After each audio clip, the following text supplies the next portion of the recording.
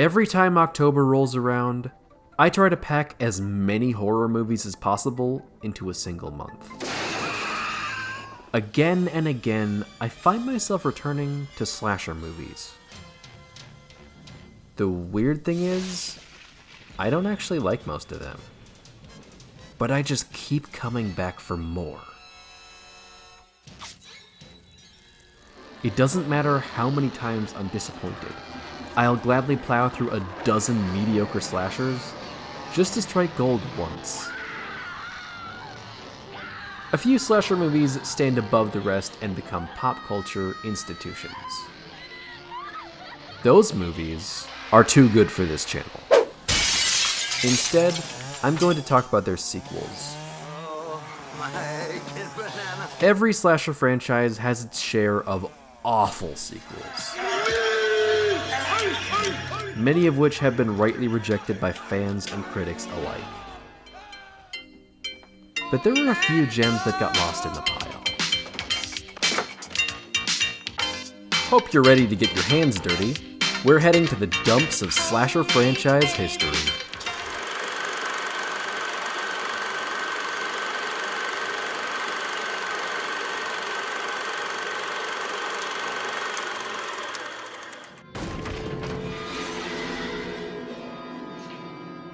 We can argue forever about which movie really invented the slasher genre. The original Halloween gets most of the credit because that was the film that really opened the floodgates. But how do you follow up such a legendary film?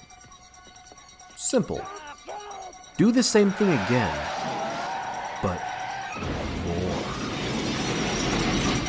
Terrifying as it was, the first film was pretty restrained compared to whatever this is.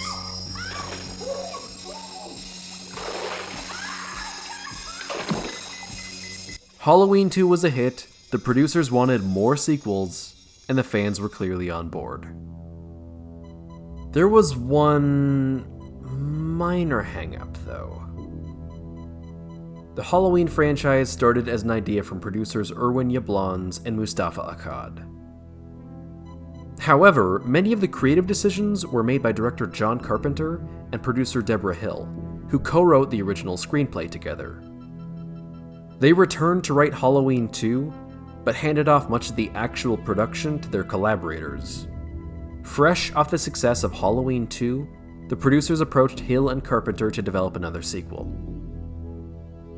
After 2 films, Hill and Carpenter were less than enthused about the prospect of a third. They had made the movie they set out to make. Then they had essentially made it again. As far as they were concerned, Michael Myers' killing spree was over, and the quiet town of Haddonfield, Illinois was better left in peace. But then, they had a crazy idea. They could make whatever movie they wanted, as long as it was a horror movie set in late October, and call it Halloween 3. Shockingly, the producers agreed. Working with writer-director Tommy Lee Wallace, Hill and Carpenter cooked up the wildest Halloween yet. Druid cults, spooky masks, evil novelty corporations. Stonehenge. Yes, and Stonehenge. And absolutely, positively, no Michael Myers. Thus was born Halloween 3, Season of the Witch. The result was a disaster. It bombed hard at the box office. Critics and fans were united in hatred. One review described the film as anti-children, anti-capitalism, anti-television, and anti-Irish all at the same time. Let's be honest, only one of those is a bad thing. I should probably note, that quote was actually from one of the more positive reviews. Most critics were not so charitable. But what did the filmmakers have to say about this pathetic wreck of a film? I thought Halloween 3 was excellent. I really like that film because it's different. It has a real nice feel to it. I think he's a talented director. Wait, what? Well, now I don't know what to believe. Oh no. We might actually have to watch a movie before forming an opinion of it. Huh. Who knew?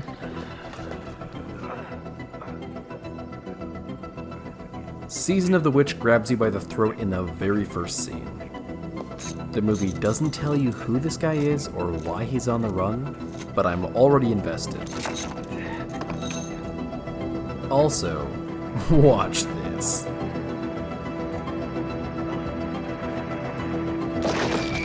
That was amazing. Anyway, the guy from the first scene escapes and makes his way to a nearby hospital, where he crosses paths with our protagonist, Dr. Daniel Chalice. We learn the patient's name is Harry, and he seems oddly fixated on these new Halloween masks made by Silver Shamrock Novelties. I don't blame him. Their commercials are enough to drive anyone insane.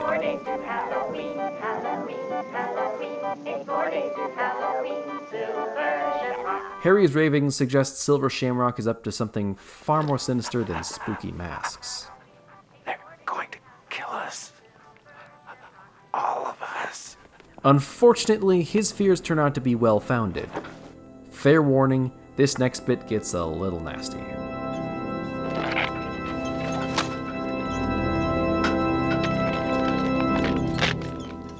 And the movie somehow keeps escalating from there. Hey!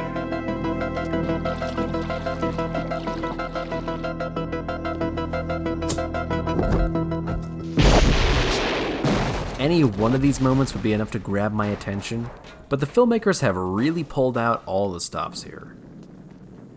Harry's daughter Ellie shows up seeking an explanation for her father's murder. But the cops aren't very helpful. What happened? Oh, some crazy man killed himself in the parking lot right after. Drugs, probably. That's some mighty fine police work, officer. Chalice reconsiders Harry's final ravings about a malevolent conspiracy and joins Ellie to investigate the murder. They retrace Harry's steps to Santa Myra, California, the location of Silver Shamrock's headquarters. No, I can't remember the name of the hotel. I'll call you Monday. I gotta go. Bye. Look at this man hanging up on his ex-wife, snagging a six-pack without breaking a stride, and hitting the road. He's cranking out some powerful energy right there. Chalice and Ellie leave town for a few days to investigate Silver Shamrock, and what they find is chilling.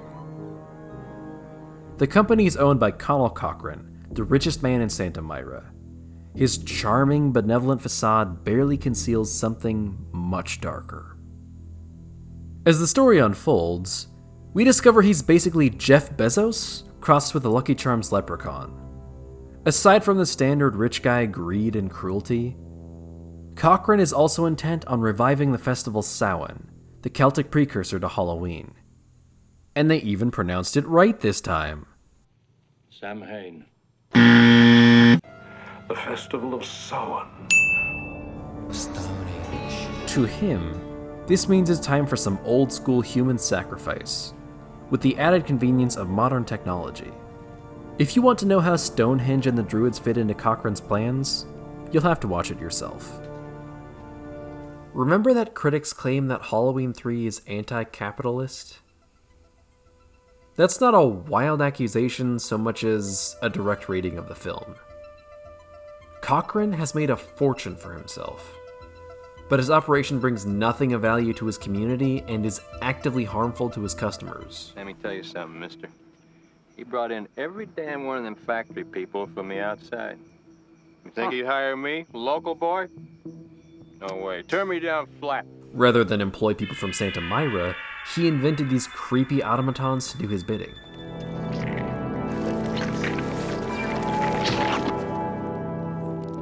Despite his kind demeanor, Cochran has nothing but contempt for his customers. He is gleefully manipulating children into buying products designed to harm them. I do love a good joke, and this is the best ever. A joke on the children. Halloween has been deconstructing American mythology since the beginning. Michael Myers wasn't a random monster. He was evil incarnate, born and raised in small-town America. Much of the franchise is about a community reckoning with its own dark past. Halloween 3's economic themes are just the logical extension of that social commentary. This brings us to the major issue of contention around Season of the Witch. Is it a good Halloween movie? It's probably clear by now that I think it's a good movie. Had it been presented as a standalone film, I'm convinced it never would have been treated so badly. But it wasn't. Strange as it seems, this is a sequel to Halloween. So, is it a good sequel? Before I answer, let's watch the hospital sequence when Harry is murdered. Look past the surface. Just watch and listen.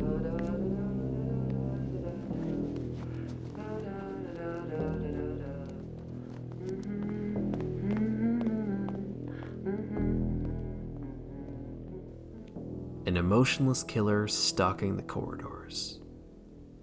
That signature Carpenter synth music. That unbearable tension. Isn't this what Halloween should be?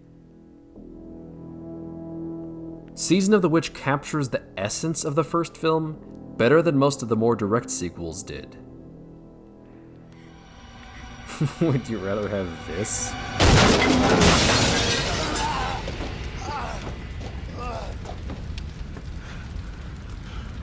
Trick or treat, motherfucker. That's a film featuring all the standard trappings of the series, but it doesn't feel right. Season of the Witch feels right. So yes, it's one of the good Halloween movies. Glad I could clear that up. It's not a typical sequel, but that's part of the charm. One of my favorite little moments in Halloween 3 is when Dr. Chalice sees the first film on TV. That's right. The original Halloween is treated as fictional in its own sequel. That's bonkers, and I love it. This also means that Michael Myers technically appears in every Halloween film, but it just wasn't enough. There's no getting past it. Audiences missed Michael Myers. Halloween 2 left him definitively dead. He had his eyes shot out. It's time, Michael. And he was burned to a crisp. So he was resurrected by popular demand for the next film, and the anthology format was thrown out the window. It turns out Michael was just in a coma all along. How did he get his eyes back, you ask? Go fuck yourself, said the producers. The further sequels are mostly fine, but few of them match the delirious energy of Halloween 3. Each of the Halloween films has its defenders, though. Trick or treat, motherfucker. Okay, maybe not all of them. But thankfully, people are rediscovering Season of the Witch, conventional wisdom be damned. Don't get me wrong, I love Michael Myers and the Halloween franchise. It's just a shame that Season of the Witch turned out to be little more than an intriguing dead end. A reminder of what could have been. But don't look at Halloween 3 as just a casualty of audience expectations.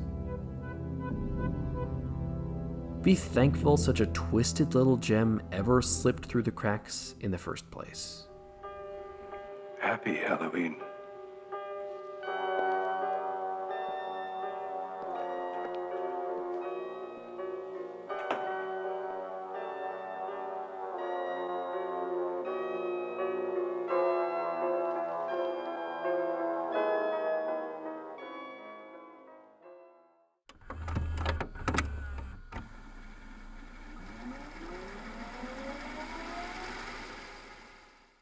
Drugs, probably.